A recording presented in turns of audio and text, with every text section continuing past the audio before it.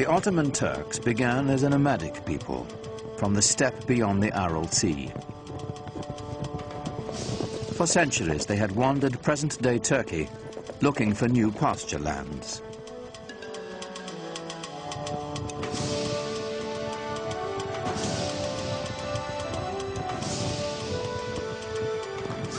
Muslim sultans had enlisted them as mercenaries to fight off the Mongol hordes. But in the upheaval following the Mongol invasion, the Turks began to stake out their own territorial claims. From their ranks emerged a warlord of legendary ambition. His name was Osman Bey. It's said that Osman had a miraculous dream of a magical tree whose many branches foretold his siring a powerful lineage. One wonders how much of it is truth, how much of it is legend. It makes a lovely story.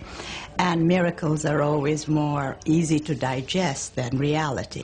I don't think he realized that he was setting up such a fantastic dynasty, a dynasty that was to rule the crucial link between 3 continents. The followers of Osman became known as Ottomans. They considered themselves warriors for the faith, or Ghazis, whose destiny was to bring Islam to the world.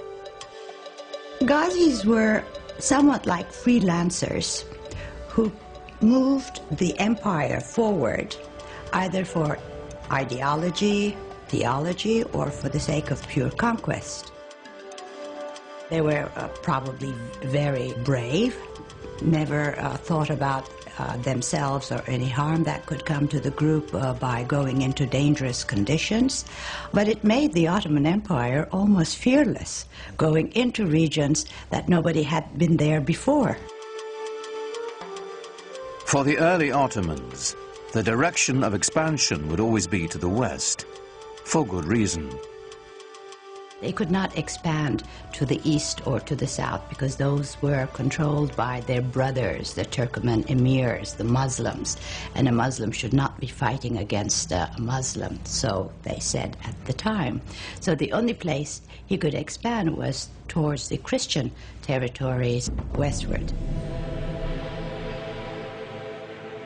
Osman's warriors moved to the north and west across the Anatolian plateau, into territory controlled by the traditional Christian power in the area, the aging Byzantine Empire. By Osman's time, the 1,000-year-old Byzantine Empire was reaching the end of its age, dwindling to an isolated stronghold in Eurasia.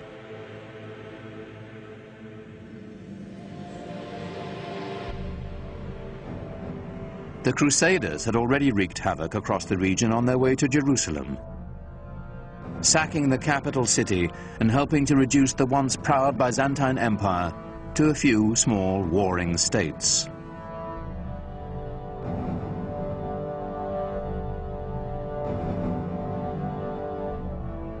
The Ottomans quickly overran these splintered Byzantine factions, uniting northwestern Anatolia into a single domain. In 1326, the Ottomans took the powerful Byzantine city of Bursa, a victory that would change the character of the Ottoman Turks forever.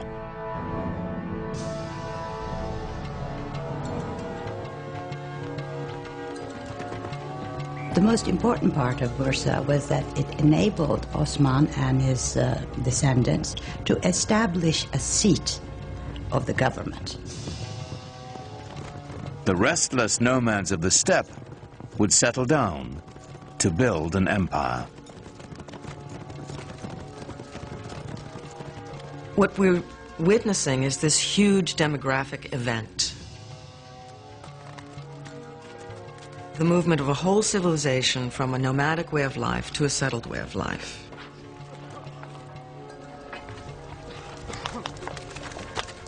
Now, when the Ottomans took Bursa and set it up as their capital, they were very concerned to establish themselves as the rightful standard bearers of Muslim civilization. Civilization meant organization, and the Ottomans set out to manage the vast regions they now controlled. Leaving the Byzantine clerks in place, they began to organize the new empire. First and foremost, taxation and record-keeping. The word bureaucracy has since lost its noble connotations. Yet this was a great innovation, as ambitious as any triumph in battle. The Ottomans are known for including and synthesizing the cultural elements through the lands that they passed. They are known for creating structures by which the peoples who lived there before could carry on their lives and their beliefs in the way that they chose. In fact, the Ottomans had fewer conflicts with their Christian subjects than those of their own faith. Muslim adversaries intent on challenging Ottoman rule. One of the bureaucratic, or let us say management problems facing the Ottomans was that there were still rival Muslim sort of proto-kingdoms around them. I mean, they were conquered by the Ottomans, but they had old grudges to bear. And they had certain claims to dynastic glory of their own. And they were constantly worried about these old Muslim families rising up and creating a rebellion. And so the story goes that they felt it would be imprudent to have the army made up of these sorts of people.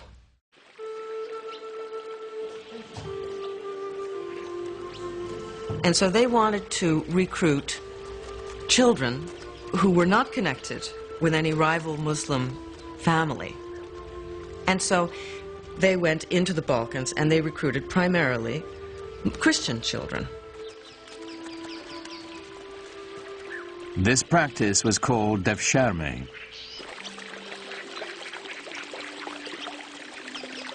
The young boys were technically slaves of the Sultan, but they weren't treated like slaves.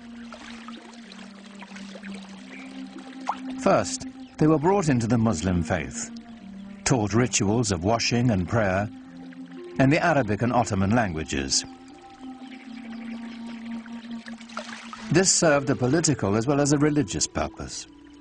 Through the devshirme system, the Ottomans could create a caste without any conflicting loyalties to tribe or family. The children had such great future that a lot of the times Turks or even Muslims pretended that their children were Christian-born and would register them with the devshirme officials. The system was so beautiful in that they only had one allegiance, to the Sultan. No family, no region, no other ties. These children were then given the best possible education available in the world, perhaps, at the time. And they were then able to move into the highest positions of power in the empire. Those who were brainy went to the palace schools and graduated into different levels of viziers and governors. They even became grand viziers. Those who were brawny went to the Janissary Corps. The Janissaries were the Sultan's elite infantry. It was an army that would set the standard for centuries to come. They were the strongest, trained as military machines, no fear of dying, totally fearless, and their only love was to serve the Sultan. They were trained with all the precision and discipline, pomp and circumstance of a modern army. For the first time, an army wore uniforms and went into battle to the accompaniment of a military band. The Janissaries were the most feared troops in the Western world, a force that was worthy of this new Islamic empire and its restless visions of conquest.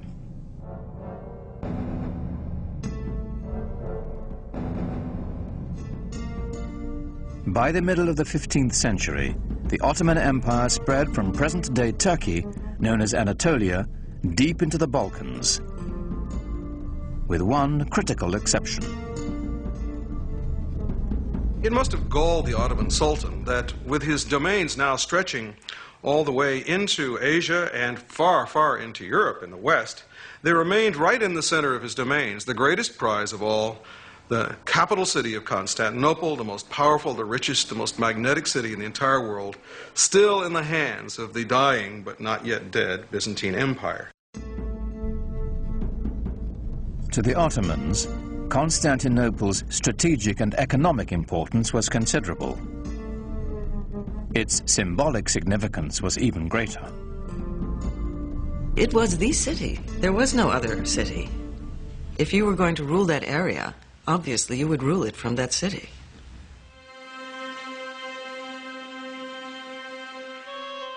It's said that the goal of laying claim to Constantinople was decreed by Muhammad himself. Every Ottoman ruler since Osman had wanted to seize the city, but it had always remained firmly in Christian hands.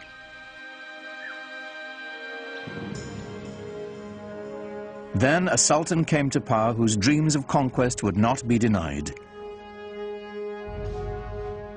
History would honor him as Mehmet, the conqueror. When he assumed the sultanate, he was only 12 years old, but he was already well versed in Ottoman politics.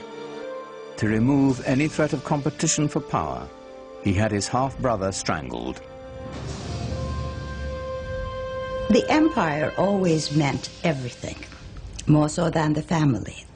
In order to stop the empire from splitting, as had happened to other Turkish dynasties ruling the Islamic world, when a young man became sultan upon the death of his father, all the other brothers had to be eliminated. This prevented segmentation of the empire. It may have been cruel, but it worked for the Ottomans. When on the death of his father he finally then took over, it meant an enormous change in the policy and direction of the Ottoman Empire, in the direction of a much greater energy. Mehmet immediately set his sights on the one prize as grand as his ambitions. Mehmet had to conquer Constantinople. There was no other choice. Constantinople was sitting like a perfect gem or a perfect fruit waiting to be picked. By the middle of the 15th century, the city was a shadow of its former self. The population had plummeted from 400,000 to a mere 50,000. But a besieging army would still be at a tremendous disadvantage. Constantinople was surrounded on 3 sides by water and massively fortified.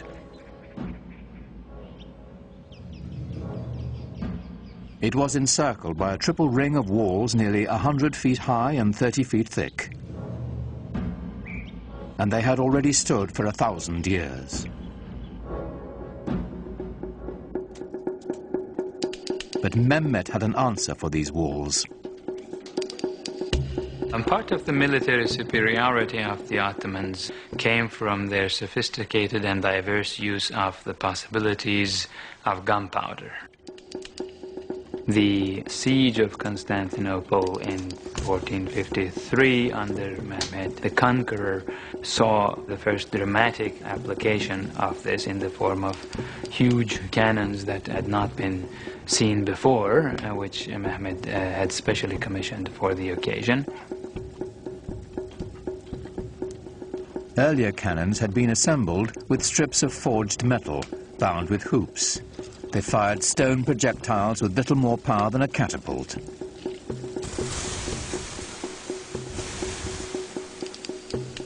A new breed of cannons could be cast of solid bronze and packed with enough gunpowder to propel metal cannonballs with staggering force. But Mehmet was not staking his hopes on cannon alone. The mile-wide channel of the Bosphorus Strait was all that connected the city to the Black Sea. If he could cut it off, Constantinople would be at his mercy.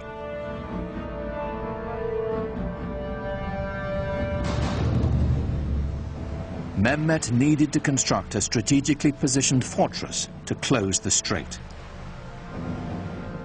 He built it right in the shadow of the great city walls.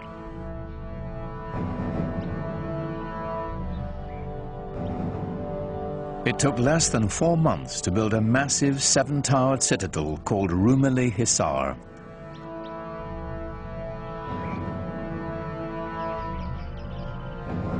Mehmet himself is said to have carried stones during its construction.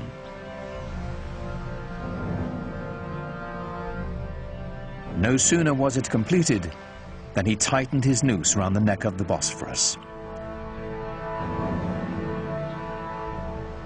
The first ship to defy his orders to stop was sunk, its crew decapitated and its captain impaled on the castle walls.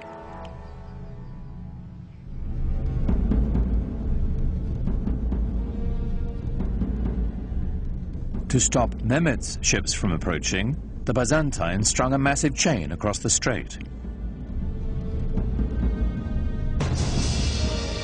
On April 22nd, 1453, the besieged city watched in horror as Mehmet's troops hoisted 70 of his ships ashore, sliding them over land on greased planks past the barrier chain.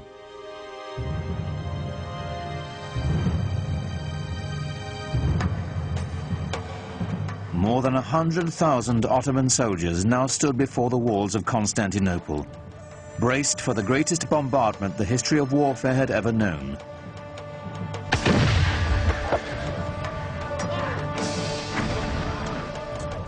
Under relentless fire, the city's 7,000 Christian defenders held out for nearly a month.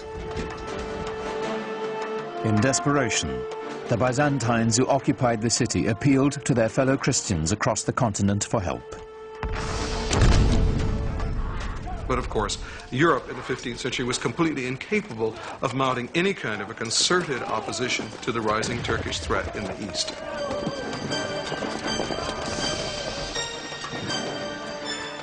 At that time, the kings of Europe had military and political problems of their own. Constantinople would have to fend for itself.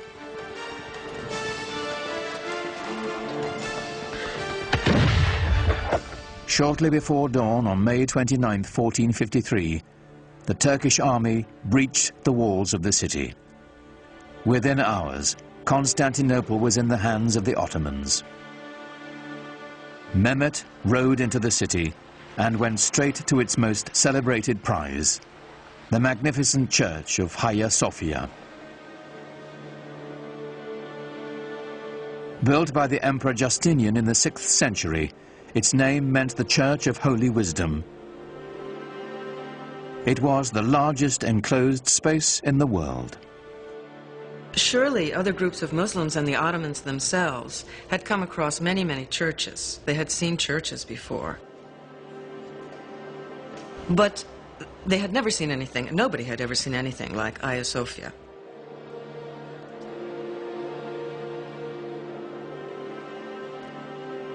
The Hagia Sophia, or Hagia Sophia as it's called in Turkish, was one of the marvels of architecture, marvels of the world. It had the largest and highest dome in history, and it was beautifully embellished with gold mosaics, and the space is incredible.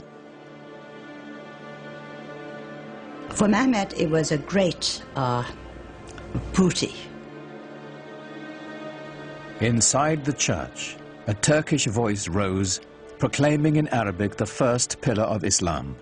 There is no God but God. Muhammad is his messenger.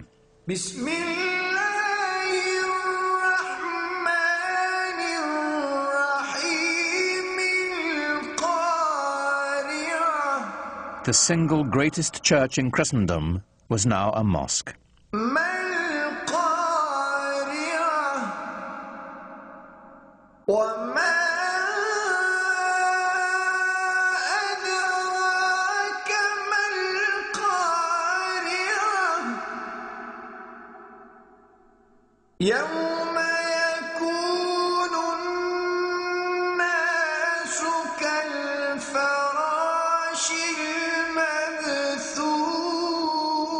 The Hagia Sophia became the inspiration for all Ottoman domed mosques to come.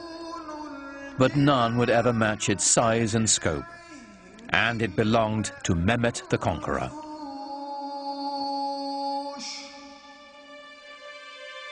News of his triumph sent shockwaves around the world. For Europeans, it was a concomitant disaster. Constantinople was, after all, the new Rome. It was Constantine's capital city. It was the symbol of Christian dominance in the East.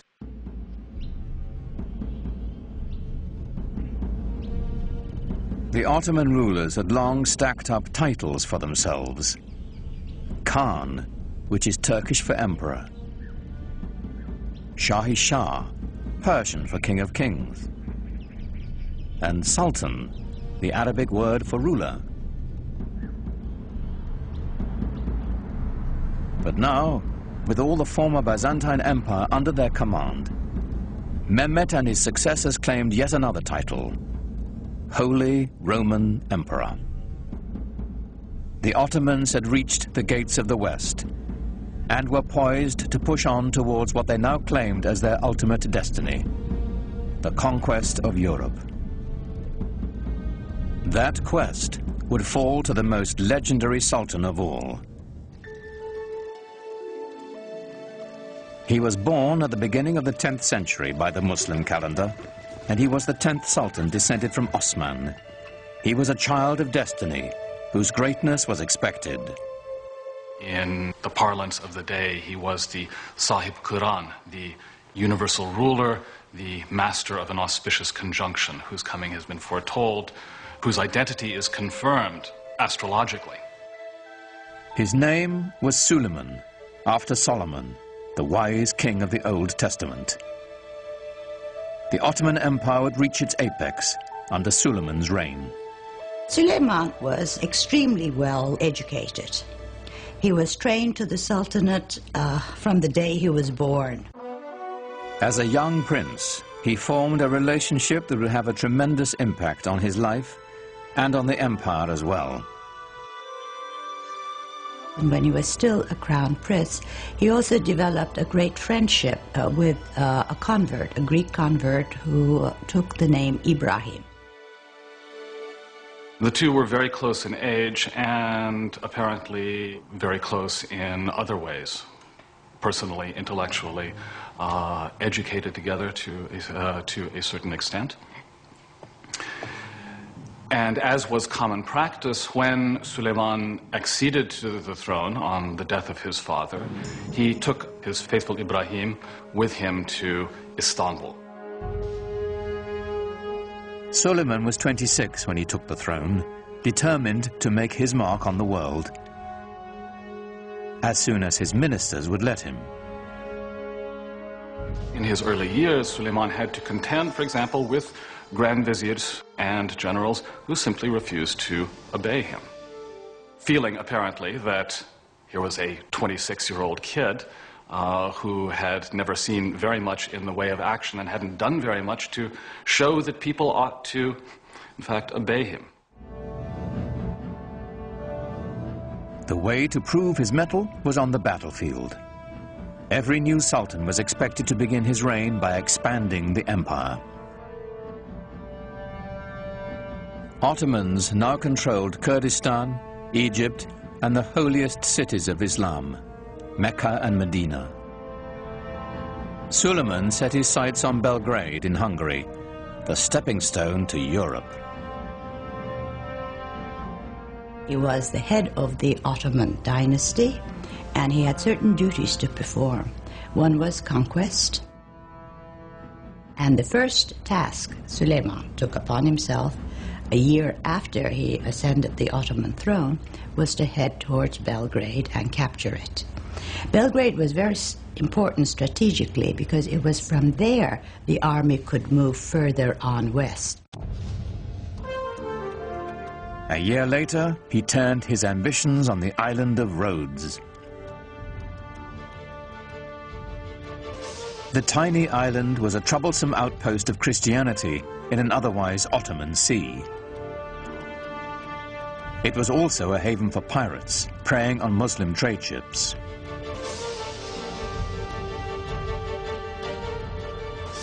The 50,000 defenders of Rhodes manned one of the strongest forts in the world.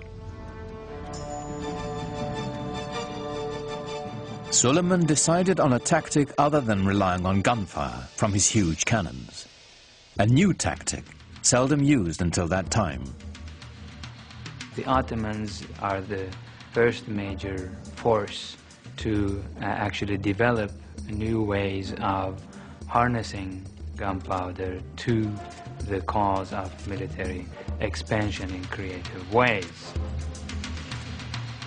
Ottoman sappers dug out a series of 50 tunnels near the base of the fort so they could mine its foundations.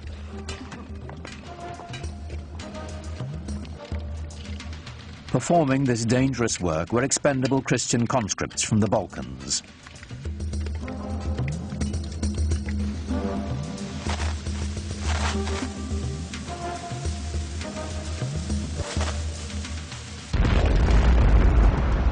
The resulting explosion signaled a furious 6-hour Ottoman assault. But the Turks were beaten back. Then, after 145 days of siege, the exhausted Christian defenders finally negotiated a truce. The Ottomans had won.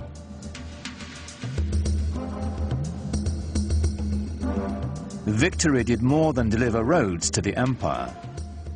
Suleiman was now a sultan to be taken seriously.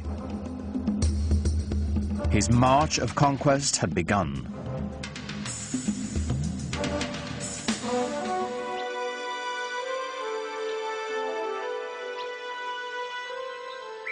Europe grew to fear the name of Suleiman.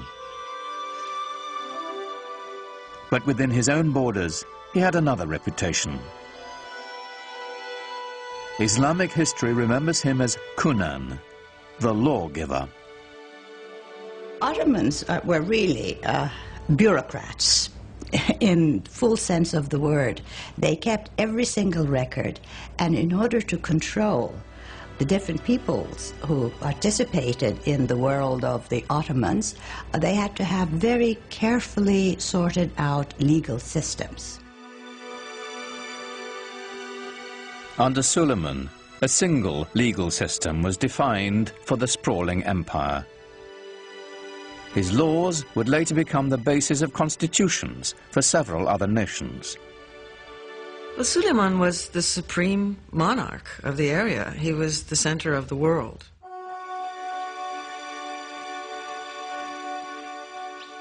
He inaugurated a classical age in Ottoman architecture, commissioning some of the most spectacular buildings the world has ever seen.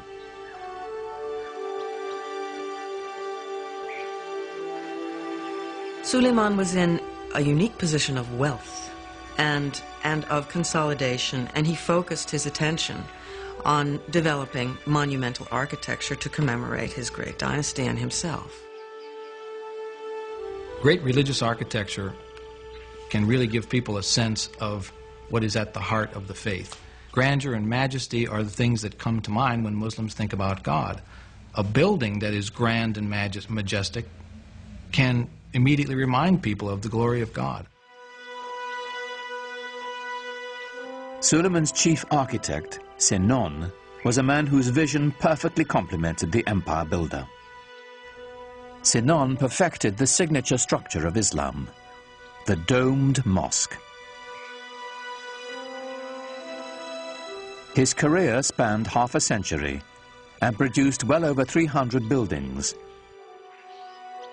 including the refurbishment of one of the most important monuments in Islam, the Dome of the Rock in Jerusalem. But for the Sultan, of course, he built his masterpiece, the Süleymaniye Mosque in Istanbul. It is truly befitting Sinan, who's called the Great Master. These buildings were horrendously expensive, huge things that took many, many years to build, and a great deal of architectural talent and engineering skill and engineering experience. When they built a mosque like the Süleymaniye, they were doing it to say, yeah, I've got the power, I've got the money, I am the Sultan, I'm the King of Kings. But at the same time, there was also tremendous spiritual value in these things. The symbolism is not only that of empire, but of faith. In the spirit of Muhammad's teaching, the Great Mosque was a center of social services, complete with a hospital, school, and library.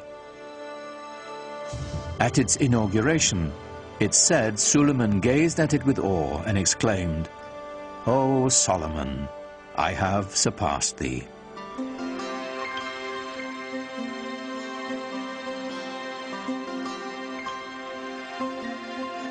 No less impressive was Suleiman's palace. Topkapi was both the seat of government and his private dwelling. Suleiman was also a great patron of the arts. And since the empire was very rich, the best artisans were there. So everything started flourishing. The architecture or the arts of his period show the first golden age of the Ottoman world.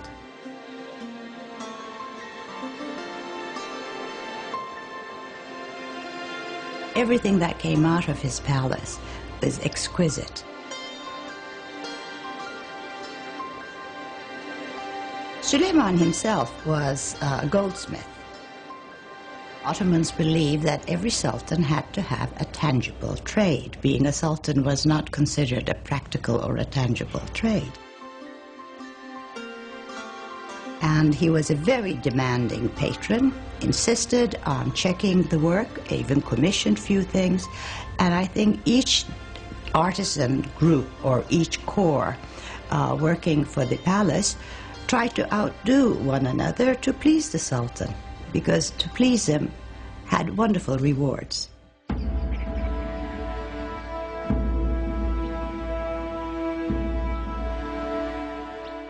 And the Ottomans, of course, exercised quite a lot of influence on the European imagination, and the royal and the political, if you will, ceremony and pomp of the Ottomans was such that it would have humbled any citizen of the known world then.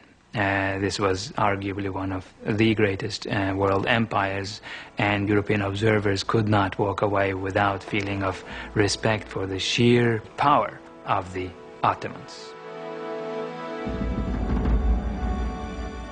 In public, Suleiman required that all those around him remain completely silent, while he made his wishes known with the slightest nod or gesture.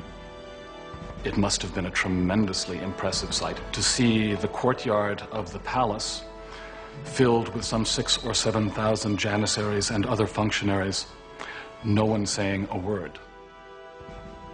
What was going on here was the creation of a sovereignty so mysterious and yet so far-reaching as to be seen as nearly divine. As Suleiman's power grew, his lifelong friend Ibrahim rose in the court structure. And Ibrahim Pasha, who became a Pasha later on, became his devoted Grand Vizier. In fact, Ibrahim married his sister. So they were not only good friends, they were also related.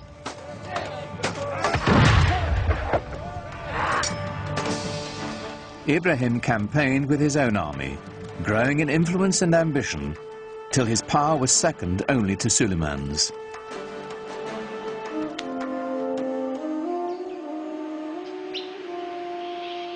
But for power and ambition, the secret world of the Sultan's harem had no equal.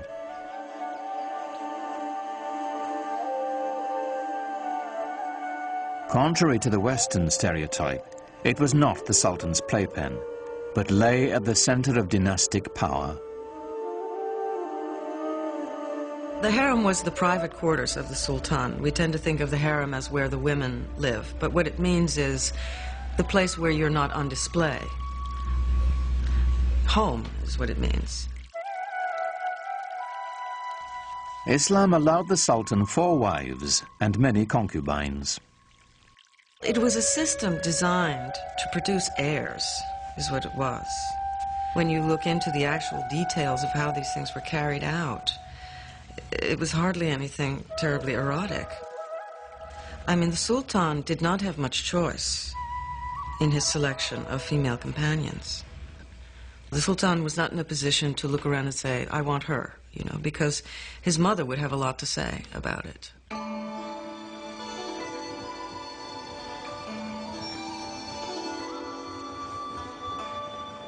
With his first wife, Suleiman had a son and heir, Mustafa. But while he was in his mid-30s, the Sultan fell deeply in love with a Slavic slave girl named Harem. In the West, we know her by a different name, Roxolana. Roxolana would bear him a rival heir and become Suleiman's most trusted confidant. The Sultan was supposed to be protected from any undue influences. He was supposed to be protected from any rivals.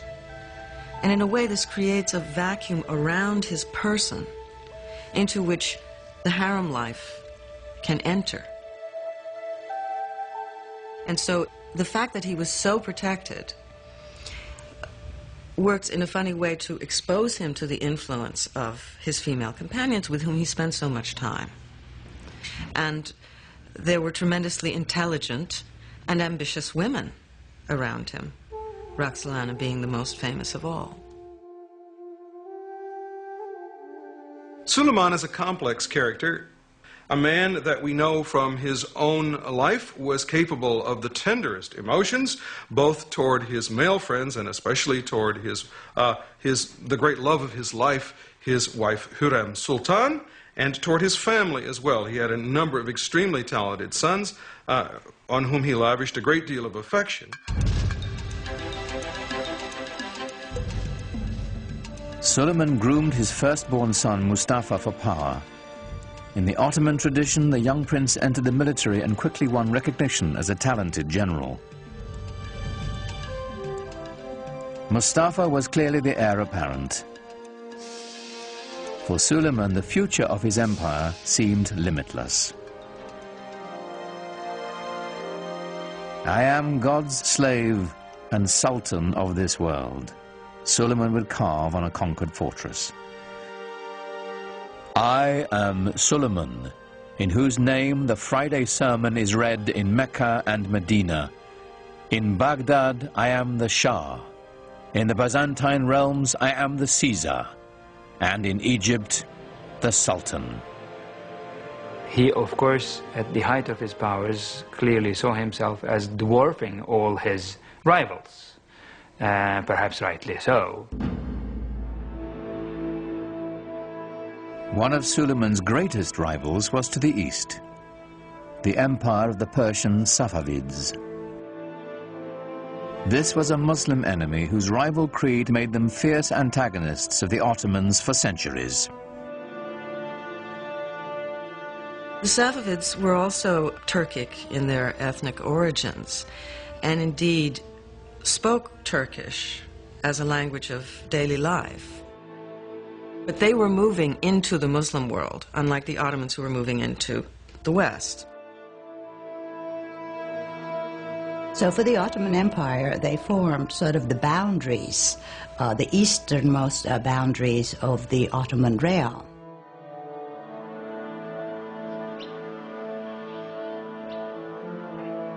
The Safavid dynasty was Shiite Muslims, bitter rivals to the Sunni Ottomans. According to the Shiites, a leader had to be designated by his predecessor and had to be of the family of Muhammad. According to the Sunni view, it was not designation that was necessary, and a person could be a leader of the community without being a direct descendant of Muhammad. This challenge to legitimacy is the basis of the Shiite-Sunni split, a bitter division that still separates the Muslim world to this day. And I would say the Ottomans never really thought of themselves so much as Sunni until the Safavids came forth as this rival Shi'i. So the Safavids developed a rival ideology to the Ottomans, which then became an occasion for war over, of course, what wars are usually fought over. Wars are fought over land, over wealth, over territory, over prestige. And the Safavids waged a war of ideology in eastern Anatolia, which was always, for the Ottomans, the most worrisome part. The terrain is difficult to conquer, difficult to control. The Safavid military was formidable, but there were cultural rivals to the Ottomans as well. They were great patrons of the arts. I think we know them more for their artistic patronage than of their great conquests and laws and systems and administration. When you look at Isfahan, it is the most beautiful city in the world, and that is the Safavid city, it's the Safavid capital. But it doesn't give you the same sense of power that the Ottoman Empire had or the Ottoman capital had. It's a different sense of power. It's more eloquent, perhaps, more precious in its decoration and its ceremonial spaces. It's a totally different aspect of Islam. Safavi art and architecture is on a finer scale. It's known for its filigree. It's known for its intricate brushwork, you know, rather than for its stunning scale. In the soaring palaces of the Safavid Shahs, murderous intrigues against Suleiman and his dynasty were hatched that would reach into his very household.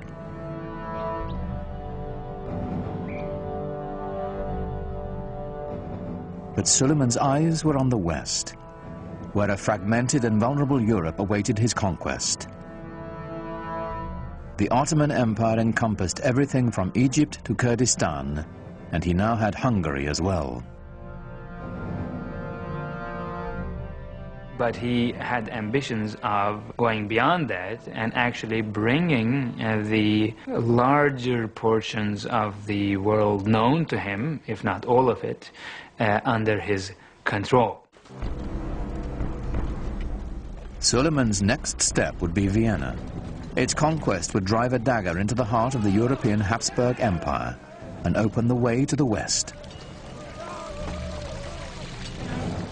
But as the heavily armed Ottomans set out for Vienna, the weather turned against them. The heavy cannon that had swept the Ottomans to victory after victory bogged down in the mud.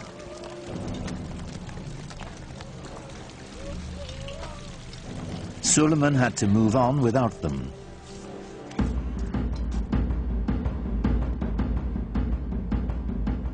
With only light artillery, the Ottomans relentlessly shelled the city.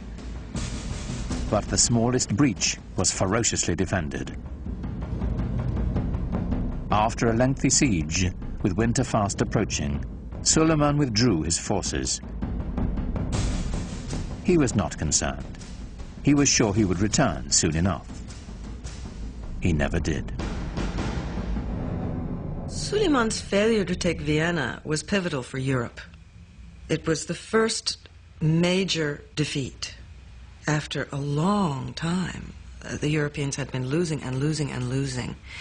And this was the dawn of a new day for Europe. But Suleiman had little to fear from Europe.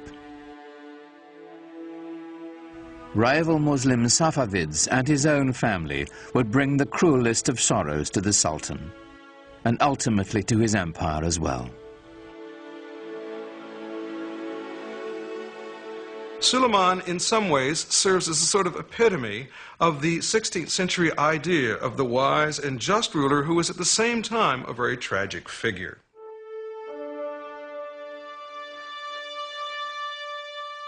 In the power-laden world of the Sultan's household, the intrigues never ceased. The Topkapi Palace, as it was originally conceived, had no quarters for the ladies. The women lived in what was called the Old Palace. But Hiram always complained about her husband, as most wives would, spending too many days and months campaigning outside the capital. She kept saying she feels very lonely and the children miss him. Well, surprisingly, there was a fire in the old palace, fire in Hiram's quarters. So she had to be moved to the Topkapi Palace temporarily while her old quarters were being renovated.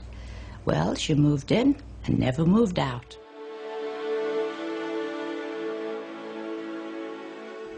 Now Hurrem was at the center of power, promoting her own son as heir apparent and immersing herself in a web of deadly gossip and suspicion. She was incredibly devoted to her husband, and any threat to Suleiman was a threat to her, and she had to get rid of it. The first threat came from Ibrahim Pasha, who assumed titles that were only given to sultans. So Hiram knew something was going to happen eventually.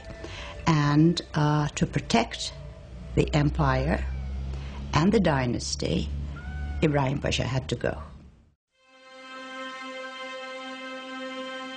On March 15th, 1536, Suleiman and Ibrahim Pasha dined together, as was their custom. In the morning, Ibrahim's body was found, strangled.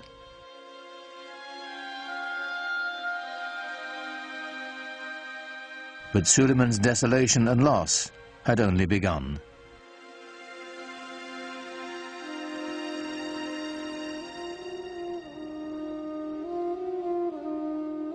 A few years after Ibrahim's death, Hurrem claimed to have uncovered a plot to overthrow Suleiman, devised with Safavid help by his beloved firstborn son and heir, Mustafa.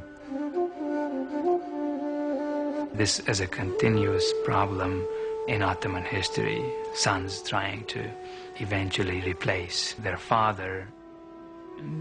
This happens in monarchies. Succession could become a problem, and it was an acute problem, and Suleiman had his share of it, and perhaps did not always play his hands right. Without hesitation, Suleiman ordered Mustafa's execution,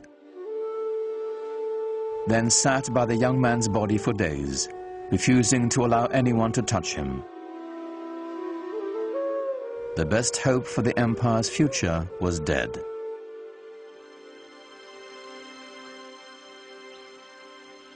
When Hurrem herself died the following year, Suleiman fell deeper into despair, finding solace in his poetry.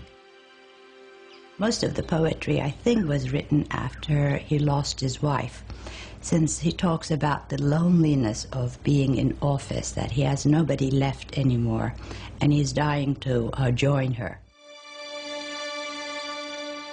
Even if your reign on the imperial throne seems everlasting, don't be taken in. One day a hostile wind will blow and bring to your land of beauty heaven's misfortune and deepest suffering. In all his loneliness, there was only one refuge for the Sultan whose power, like his sorrow, seemed limitless. He returned to the field of battle, to the work of conquest. He personally led 13 campaigns. The last one was at Szigetvar, which is in Hungary now. I think he knew that this was going to be his last campaign. He personally led it, knowing that he would not come back alive. In 1561, the man who had ruled the empire longer than any other died in his grand war pavilion, surrounded by his generals. He was 67. No Ottoman Sultan would ever achieve his greatness again. The nexus of world power would move from the Mediterranean Sea to the Atlantic Ocean and the New World, slowly leaving the Ottomans behind.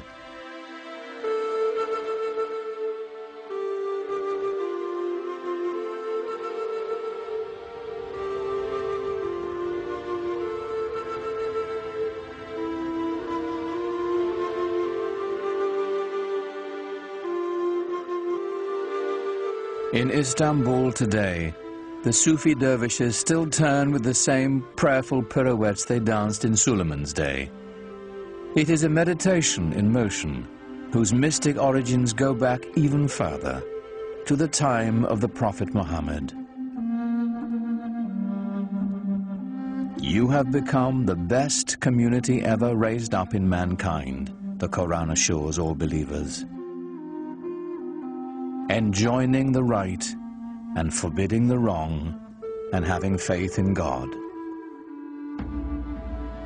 Islamic and Western civilization have the same roots. They're dawning in the Fertile Crescent, the monotheism of the Jews and Christians, the classical intellectual culture of the ancient Greeks. The two traditions are kindred spirits, alike, yet very different.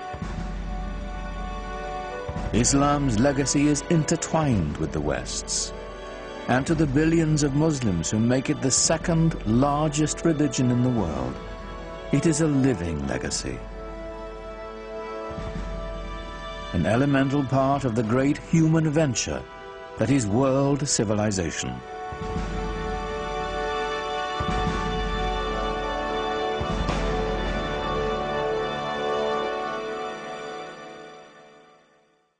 Islam Empire of Faith continues at PBS Online. Click through our interactive timeline to learn more about the history and culture of Islam, or take a virtual tour of the Dome of the Rock and other extraordinary sights. It's all online at pbs.org or America Online, keyword PBS.